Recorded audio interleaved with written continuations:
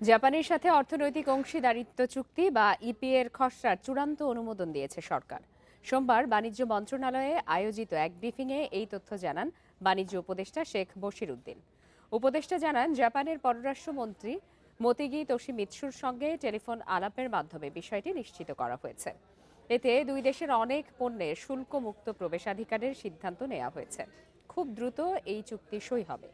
এর ফলে তৈরি পোশাক সহ ৯৭% বাংলাদেশি পণ্যই জাপানের বাজারে শুল্কমুক্ত সুবিধা পাবে।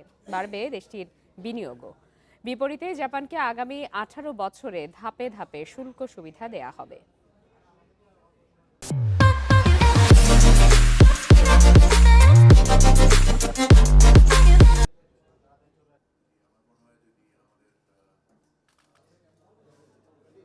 উভয় দেশ এর মাধ্যমে আমরা আমাদের দেশে বিনিয়োগ আকর্ষণে সক্ষম হব এবং বাংলাদেশে যত জাপানিজ বিনিয়োগ আছে তাদেরকেও আমরা আশ্বস্ত করতে সক্ষম হব যে আমাদের দ্বিপাক্ষিক বাণিজ্য বৃদ্ধি পাবে, নতুন বাণিজ্যের সৃষ্টি হবে, বিনিয়োগ সম্ভাবনাকে আরও উজ্জ্বল করবে।